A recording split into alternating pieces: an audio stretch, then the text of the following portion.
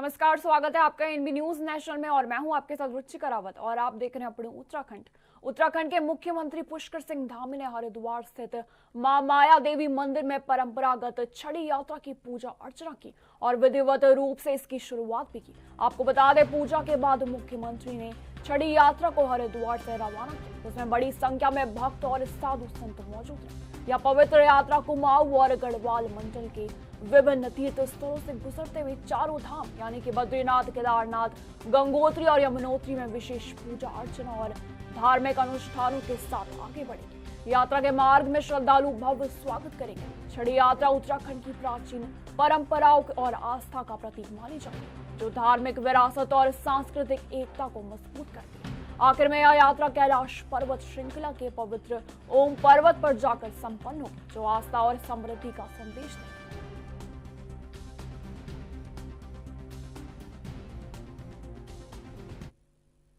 UK SSC स्नातक स्तरीय लिखित परीक्षा पेपर लीक मामले पर अब उत्तराखंड के मुख्यमंत्री पुष्कर सिंह धामी ने कहा है कि एक सेंटर पर एक बात आई है कि कुछ नकल जैसी चीज हुई, उसके लिए SIT का गठन भी कर दिया है। छात्रों के एक प्रतिनिधि मंडल ने मुझसे मुलाकात कर कहा था कि इसकी जांच होनी चाहिए। हम भी मानते हैं कि कहीं कोई गड़बड़ी हुई है तो उसकी जांच होनी चाहिए। नकल में जो भी शामिल है उसके खिलाफ कार्रवाई होगी। एक सेंटर पर एक बात आई है कि कुछ वहां पर चीटिंग जैसी बात हुई है, उसके लिए SIT का गठन कर दिया और इन्हीं छात्रों में से एक प्रतिनिधि मंडल मुझे मिला था। उन्होंने कहा था कि इसकी जांच होनी चाहिए और हम भी मानते हैं कि अगर कहीं पर कोई गड़बड़ी हुई है तो उसकी जांच होनी चाहिए। लेकिन एक स्थान पर गड़बड़ी आई है, उसकी जांच हो रही है, SIT जांच कर रही है, हाई कोर्ट के जज उनकी सुपरविजन में जांच हो रही है और ये देखेगी SIT और ये जांच कमेटी कि क्या ये प्रश्न जो बाहर आए हैं इसके कारण से कितना इफेक्ट हुआ है। अगर कोई एक व्यक्ति है तो उसके खिलाफ कार्रवाई हो रही है। नकल में जो भी लोग शामिल हैं उनके खिलाफ नकल कानून काम करेगा। वहीं मुख्यमंत्री पुष्कर सिंह धामी ने पटेल नगर में GST बचत उत्सव के तहत आयोजित जागरूकता अभियान कार्यक्रम में प्रतिभाग किया। उन्होंने व्यापारी और आम लोगों से GST की घटती दरों के लाभ पर भी फीडबैक लिया और कहा कि प्रधानमंत्री नरेंद्र मोदी के नेतृत्व में आर्थिक सुधारों का नया दौर शुरू हुआ है। GST की नई दरों से उपभोक्ता वस्तुएं सस्ती होंगी और आम लोगों को लाभ मिलेगा। मुख्यमंत्री ने व्यापारियों से कहा कि वे ग्राहकों को पूरी जानकारी दें और स्वदेशी व स्थानीय उत्पादों को प्राथमिकता देकर प्रदेश और देश की अर्थव्यवस्था को मजबूत करें। कार्यक्रम में व्यापारी और आम लोगों ने भी GST दरों में कमी पर प्रसन्नता व्यक्त की और कहा कि यह नवरात्रि और आगामी दीपावली के पर्व पर बाजार और खरीदारों में उत्साह लाएगा।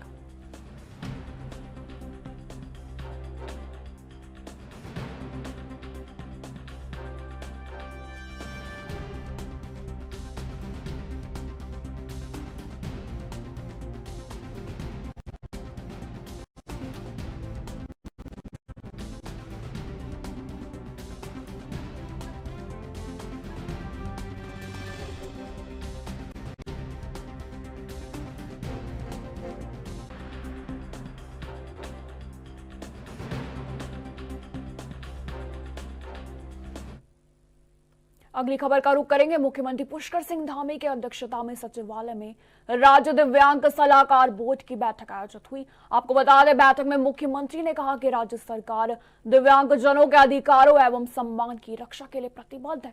उन्होंने अधिकारियों को निर्देश दिए कि दिव्यांगजनों के कल्याण के लिए चलाई जा रही योजनाओं और कार्यक्रमों का पूरा लाभ उन्हें सुगमता और पारदर्शिता के साथ मिले। समाज के इस वर्ग की समस्याओं का समाधान शासन प्रशासन की सर्वोच्च प्राथमिकताओं में होना चाहिए। मुख्यमंत्री ने सचिव स्वास्थ्य को निर्देश दिए कि समय समय पर प्रदेश भर में दिव्यांगजनों के लिए विशेष स्वास्थ्य शिविरों का आयोजन किया जाए। इन शिविरों में दिव्यांगजनों को उन्हें उपचार एवं चिकित्सा सुविधाओं के साथ ही प्रमाण पत्र, कृत्रिम अंग एवं अन्य सहायक उपकरण भी मौके पर ही उपलब्ध कराए जाए।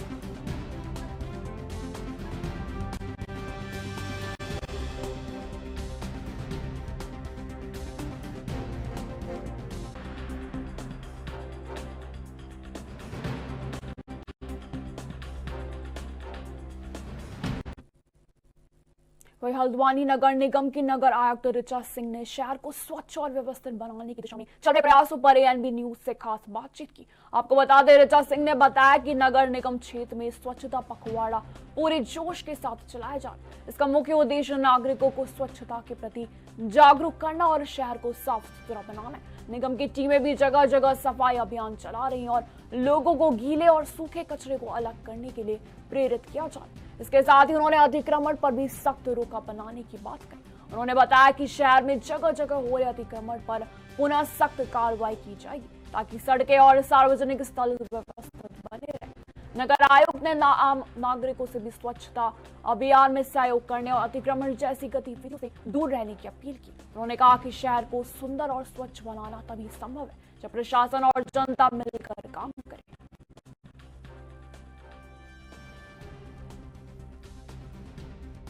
हल्द्वानी नगर निगम के अंतर्गत स्वच्छता पखवाड़े को लेकर के शुरुआत हो चुकी है और तमाम तरीके से नगर निगम क्षेत्र के अंदर कार्रवाई को लेकर की जा रही है। मैं मौजूद हूँ हल्द्वानी के नगर निगम कार्यालय में और मेरे साथ मौजूद है नगर आयुक्त ऋचा सिंह। उनसे जानते हैं कि किस प्रकार से लगातार कार्य हो रहे हैं, क्योंकि लगातार कामों को लेकर के उनकी व्यवस्था रहती है। उनसे समय मिला आज बात करने को, उनसे बात करते हैं। मैम, स्वच्छता पखवाड़े को लेकर नगर निगम ने पहल की है, आप और मेयर साहब लगातार इस चीज को आगे बढ़ा रहे हैं, किस प्रकार से आगे बढ़ रही चीजें और उसका उद्देश्य किस प्रकार से देखा? शासन से लगातार हमें इसमें निदेशालय से निर्देश प्राप्त हुए थे स्वच्छता पखवाड़े के लिए माननीय मुख्यमंत्री के लिए इसमें निर्देश प्राप्त है, जिसके संबंध में नगर निगम इसमें लगातार अभी अतिक्रमण को लेकर हालांकि लंबे समय से कार्रवाई चल रही है, लेकिन फिर से अतिक्रमण शुरू हो गया है, ये जानकारी मिली है। अब किस प्रकार का टारगेट आप लोगों का, कहाँ कहाँ अतिक्रमण पर कार्रवाई आप लोग करने जा रहे हैं? लगातार रोडों के किनारे जहाँ पे चौड़ीकरण हो चुका है, जहाँ पर फुटपाथ हम लोग पूर्व में भी खाली करा चुके हैं, वहाँ पे बार बार लोग फुटपाथ पर या सड़कों पर अपना सामान रखते हैं, जिसके कारण दुर्घटनाएं बढ़ती हैं। बुजुर्गों, बच्चों और महिलाओं के निकलने के लिए फुटपाथ खाली नहीं होते हैं। नगर निगम पूर्व में भी ये अभियान चलाता है। अभी परसों से इसमें फिर हमने ये अभियान शुरू किया है। अनाउंसमेंट के बाद पूरे शहर में जगह जगह फुटपाथ पर, जैसे भी बरेली रोड हमारी है, जो हमारा मंगल पड़ाव का एरिया है, जो हमारा मुखानी, हमारा ITI का एरिया है, हमारा रियाशाला के पास का एरिया है, नैनीताल रोड है, सभी जगह अभियान चलाए जा रहे हैं। उद्देश्य एक है कि हम जो फुटपाथ है उसको लोगों के चलने के लिए खाली करा सकें। तो साफ तौर से आप देख सकते हैं जो नगर आयुक्त हैं ऋचा सिंह मैम, उनकी तरफ से कहा गया है कि स्वच्छता पखवाड़े को लेकर लगातार कार्रवाई की जा रही है और सभी जगह पर स्वच्छता पखवाड़े को तहत काम किया जा रहा है, जहाँ जहाँ पर अत्यधिक गंदगी का माहौल है और लोगों को जागरूक भी किया जा रहा है। वही बात किया तो अतिक्रमण को लेकर के भी अब नगर निगम की तरफ से कार्रवाई की जाएगी और लोगों को कहीं न कहीं अतिक्रमण मुक्त यहाँ पर जो शहर है उसको करने का प्रयास किया जाएगा। Amit Chaudhary, ANB news, Haldwani. वही यूके SSSC पेपर लीक मामले को लेकर विपक्ष ने उत्तराखंड सरकार को घेरना शुरू कर दिया। कांग्रेस सांसद राहुल गांधी ने इस मामले पर बड़ा बयान देते हुए कहा है कि देश में बार बार होने वाले पेपर लीक करोड़ों मेहनती युवाओं की जिंदगी और सपनों को बर्बाद कर देते। उन्होंने कहा कि उत्तराखंड का यूके SSSC पेपर लीक इसका ताजा उदाहरण है, जहां लाखों युवाओं की मेहनत पर पानी फेर दिया गया। राहुल ने जोर देकर कहा, यह सिर्फ नौकरी की लड़ाई नहीं बल्कि न्याय और लोकतंत्र की लड़ाई है और वह हर छात्र व युवा के साथ खड़े। इस पर उत्तराखंड बीजेपी के प्रदेश अध्यक्ष महेंद्र भट्ट ने भी पलटवार करते हुए कहा कि कर्नाटक और हिमाचल में भी बड़े पेपर लीक हुए और राहुल गांधी को अपने कांग्रेस शासित प्रदेश में सुधार करने की जरूरत है।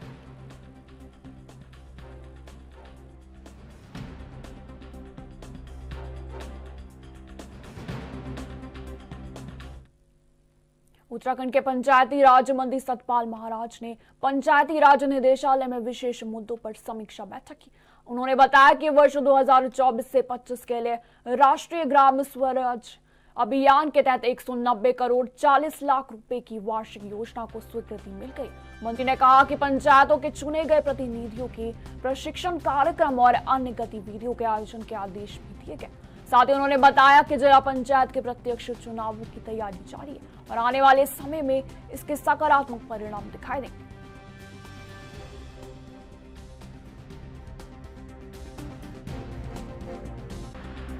सबसे पहले तो नवरात्र की बहुत बहुत शुभकामनाएं सभी को। वर्ष 2024-25 में राष्ट्रीय ग्राम स्वराज्य अभियान के अंतर्गत 190 करोड़ 40 लाख की वार्षिक योजना की स्वीकृति मिली है और आज हमने पंचायत के लिए जो चुनकर प्रतिनिधि आए हैं उनके प्रशिक्षण के कार्यक्रम और अन्य गतिविधियों को आयोजित करने के लिए आदेश दिए हैं। इसके साथ साथ जो प्रत्यक्ष चुनाव हैं जिला पंचायत के, उसके लिए भी हमारी कार्रवाई चल रही है और आने वाले भविष्य में उसके सकारात्मक परिणाम दिखने को मिलेंगे। 29 विषयों का हस्तांतरण होना है, जिसके लिए लगातार हमारी कार्रवाई चल रही है। आज भी मैंने निर्देश दिया है कि उस कार्रवाई को जो है जल्दी किया जाए।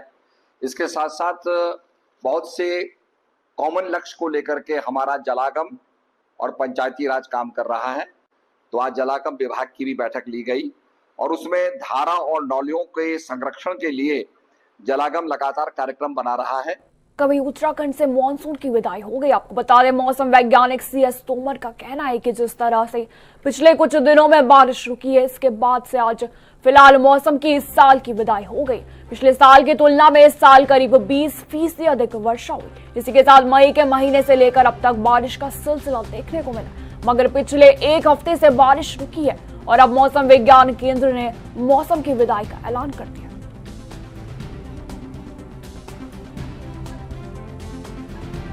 नमस्कार, मैं doctor CS Tomar meteorological centre Dehradun से बोल रहा हूँ। देखिए, आज 26 सितंबर को उत्तराखंड से मानसून का पूरी तरह से विदाई हो गया है। तो ओवरऑल जो इस सीज़न में 1412 मिलीमीटर बारिश मिला है, जो कि नॉर्मल से लगभग 22% ज़्यादा है। और इसमें जो मुख्यतः हमको जो ज़िले हैं जहाँ पे हमको लार्ज एक्सेस रेनफॉल मिला है, 2 ज़िले रहे हैं जहाँ पे नॉर्मल से +60% और मोर बारिश रहा है। वो है बागेश्वर में, बागेश्वर ज़िला और चमोली ज़िला। बागेश्वर में 284 मिलीमीटर के आसपास बारिश मिली है। और इसके बाद जो मैक्सिमम बारिश हमको मिला है वो देहरादून ज़िला है, जैसे 1972 मिलीमीटर के आसपास हमको जहाँ पे बारिश प्राप्त हुआ है। तो ज़िले वाइज अगर देखें तो इसमें जो हमको 2 ज़िले हैं बागेश्वर चमोली, जैसे मैंने बोला, लार्ज एक्सेस में रहे हैं। इसके अलावा एक्सेस में भी जो कुछ ज़िले रहे। वहीं ऋषिकेश में बनखंडी रामलीला कमेटी को लेकर विवाद सामने है। एक पक्ष बिना अनुमति रामलीला का मंचन कर रहा था और जबकि दूसरा पक्ष इस पर आपत्ति जताते हुए प्रशासन की कार्यशैली पर सवाल उठा रहा है। इसी के साथ विवादित पक्ष ने प्रेस कॉन्फ्रेंस कर कई अहम जानकारियां सार्वजनिक की है और दावा किया कि कमेटी पर उनका अधिकार है। मामला बढ़ने के साथ ही स्थानीय प्रशासन की भूमिका और कार्रवाई पर भी निगाहें टिक गई है।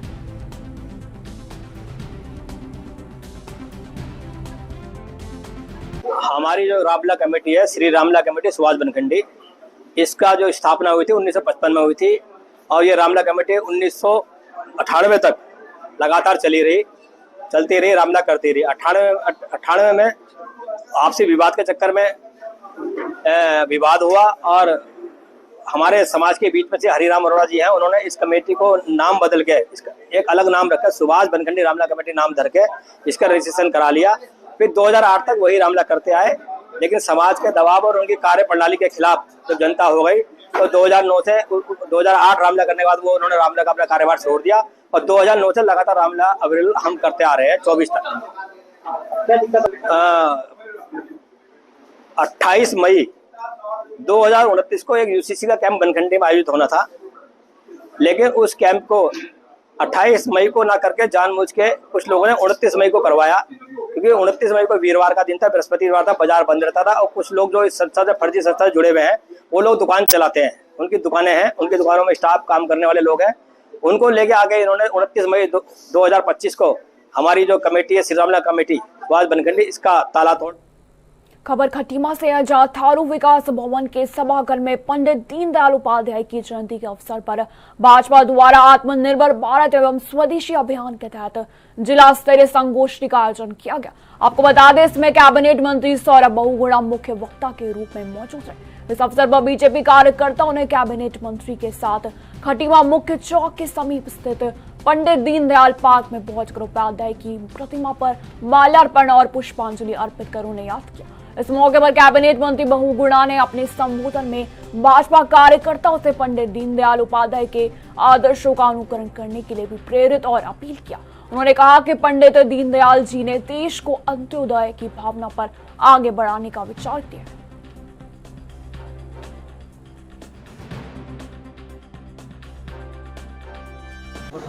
नहीं, देखिए, आज स्वर्गीय पंडित दीनदयाल उपाध्याय जी की जयंती है और मुझे खटीमा में रहने का मौका मिला अपने सारे देखते हुए कार्यकर्ताओं के साथ। और हमने सिर्फ इनसे यही कहा है कि जो पंडित दीनदयाल उपाध्याय जी की सोच है उस सोच पर चलना है। उन्होंने इस देश को अंत्योदय की भावना पे चलने का हम लोग को बताया था। आज मैं धन्यवाद दूंगा देश के प्रधानमंत्री जी का, जिन्होंने उनकी सोच को पूर्ण करने का काम किया है। अगर अंत्योदय की भावना, जो आखिरी पंक्ति में खड़ा हुआ व्यक्ति, उस तक सरकार की सुविधाएं पहुँचें, अगर ये फैसला किसी ने किया और उसको धरातल पर उतारने का काम किया तो इस देश के यशस्वी प्रधानमंत्री नरेंद्र मोदी जी ने किया। पंडित दीनदयाल उपाध्याय जी की सबसे बड़ी सोच थी कि इस देश में 2 प्रधान 2 विधान 2 निशान नहीं हो सकते। उस सोच को भी पूर्ण करने का काम किसी ने किया तो देश के यशस्वी प्रधानमंत्री नरेंद्र मोदी जी ने किया, जब उन्होंने आर्टिकल 35A और 370 धारा को ख़त्म करने का काम किया और जम्मू कश्मीर को भारत का एक अंग बनाने का काम किया। और उसी के साथ साथ स्वदेशी, जो आत्मनिर्भर भारत बनने के लिए हमारा सबसे बड़ा आज के दिन अभियान चल रहा है, जिसमें प्रधानमंत्री जी ने पूरे देश के 140 करोड़ लोगों से निवेदन किया है कि आप स्वदेशी को अपनाइए। और ये सोच सिर्फ प्रधानमंत्री जी की नहीं, अगर आप देखेंगे जब वहीं अल्मोड़ा के सिमकनी मैदान में 3 से 7 अक्टूबर तक 5 दिवसीय सहकारी मेला आयोजित होगा। आपको बता दें, केंद्रीय सड़क परिवहन एवं राजमार्ग राज्य मंत्री और अल्मोड़ा सांसद अजय टम्टा ने मेले की तैयारियों को लेकर सहकारिता विभाग के अधिकारियों की बैठक ली। बैठक में ग्रामीण क्षेत्रों की सहकारिता योजनाओं की समीक्षा भी की गई। अजय टम्टा ने कहा कि मेले में किसानों, महिला समूह और हस्तशिल्पियों को लोकल टू वोकल उत्पादों की प्रदर्शनी और बिक्री का अवसर मिलेगा। उन्होंने सभी विभागों की अनिवार्य भागीदारी सुनिश्चित करने के भी निर्देश दिए।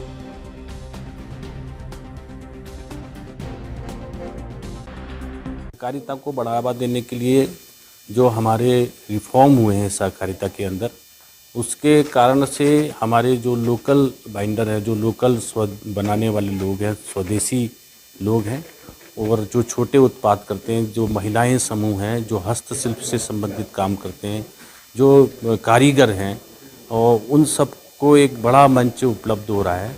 और सहकारिता अपने आप में ग्रामीण क्षेत्र से जुड़ा हुआ एक विषय है, ग्रामीण महिलाओं से जुड़ा हुआ है। गांव के द्वारा स्वयं निर्मित करके एक अच्छा बाजार उपलब्ध कराने का सहकारिता एक अपने आप में एक बहुत महत्वपूर्ण। प्रदेश भाजपा की नई कार्यकारिणी बनने के बाद बीते दिनों भाजपा प्रदेश संगठनात्मक कार्यशाला बैठक आयोजित की गई। आपको बता दें, कांग्रेस ने भाजपा की इस बैठक को वोट चोरी के मामले से बचने व बड़े नेताओं के प्रदेश में डेरा डालने जैसे विषयों से जोड़ा है, जिस पर पलटवार करते हुए भाजपा प्रदेश प्रवक्ता ने कहा है कि कांग्रेस से अपने संगठन की कार्यकारिणी बनती नहीं और आरोप भाजपा पर लगा रही। भाजपा की नई कार्यकारिणी बनने पर और वह नए पदाधिकारियों को संगठन की जिम्मेदारी कार्य योजना बताने जैसी चर्चाओं के लिए कार्यशाला बैठक का आगाज किया गया था। वही ऐसे में कांग्रेस का टिप्पणियां करना गलत है।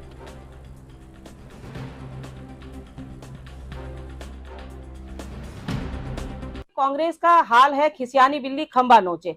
अपने संगठन में कांग्रेस से कुछ होता नहीं, अपनी कार्यकारिणी बनती नहीं है और आरोप को भारतीय जनता पार्टी के ऊपर लगाते हैं। हमारे अभी नवनियुक्त पदाधिकारी बने हैं, उनकी कार्यशाला थी, उसमें हमारे संगठन राष्ट्रीय संगठन महामंत्री BL संतोष जी यहाँ पर पहुंचे, हमारे प्रभारी जी यहाँ पर पहुंचे, हमारे मुख्यमंत्री अध्यक्ष जी के साथ में सभी जो नए पदाधिकारी बने उनके साथ एक कार्यशाला, उसमें कार्य योजना हमारी कैसे रहेगी, काम कैसे रहेगा, संगठन की जिम्मेदारियां क्या क्या होंगी, इन पर चर्चा और विचार विमर्श था। कहीं ना कहीं कांग्रेस जहां पर खुद एक हाशिए पर चली गई है, जनता ने भी उन्हें हाशिए पे डाल दिया और संगठन ने भी उनको हाशिए पे डाल दिया, वो हम पर आरोप लगाए तो मुझे लगता है कि ठीक नहीं है।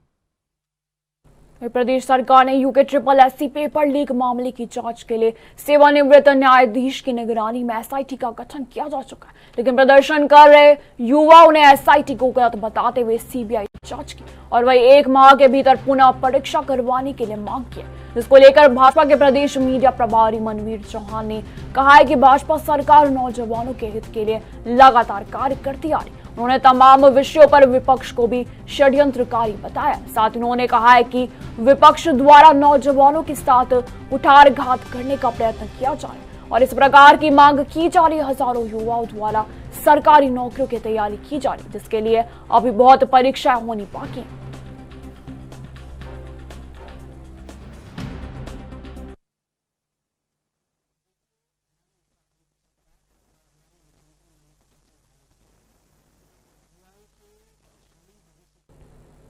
हरिद्वार के नारसन कला में भारतीय किसान यूनियन के राष्ट्रीय प्रवक्ता राकेश टिकैत किसानों के बीच पहुंचे। उन्होंने ट्रैक्टर चलाकर सभा स्थल पर पहुंचकर किसानों से सीधे संवाद किया और संगठन को और मजबूत करने का ऐलान किया। टिकैत ने कहा कि टोल प्लाजा की लड़ाई ने किसानों की ताकत दिखा दी है और अब बड़ी महापंचायत की तैयारियां होंगी। उन्होंने सरकार को चेतावनी दी कि पेपर लीक पर युवाओं के साथ किसी तरह का खिलवाड़ बर्दाश्त नहीं किया जाएगा। पेपर लीक होने पर परीक्षा तुरंत रद्द कर दोबारा कराई जाए और नकल कानून को सख्ती से लागू किया जाए।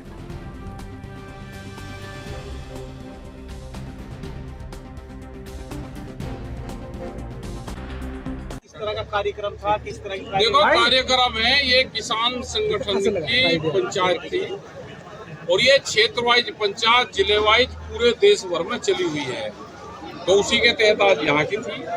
कल की शामली जिले में है, परसों की हापुड़ में है, 27 तारीख की, 28 तारीख में मेरठ की है। तो हर रोज मीटिंगें चलती रहती है। तंग इस सरकार की योजनाओं से सब है, फसलों के दाम कम और जमीनों के दाम ज्यादा, तो जमीन बिकने का जो ये खरीद का जो प्रोग्राम चला रखा सरकार ने कि इनकी जमीन ले लो, इस पे आंदोलन तो होंगे। जब चौधरी साहब, अगर सरकार एक बार पलट जाती है और कांग्रेस सरकार आती है, अरे हमें क्या पता कांग्रेस, हमारा आंदोलन तो भाई अभी कर्नाटक में भी चल रहा था। 13 गाँव की जमीन अधिग्रहण कर रहे थे एयरपोर्ट के पास में, पिछले वहाँ करीब 9 साल से आंदोलन चल रहा था। ये वाले मुख्यमंत्री भी वहाँ पे गए जब वहाँ बीजेपी की सरकार थी। इन्होंने आकर आके मेरी सरकार आएगी तो मैं इसको छोड़ दूंगा। इनकी कांग्रेस की सरकार आई, वहाँ आंदोलन चल रहा था, वो 13 गाँव का अधिग्रहण रद्द हुआ।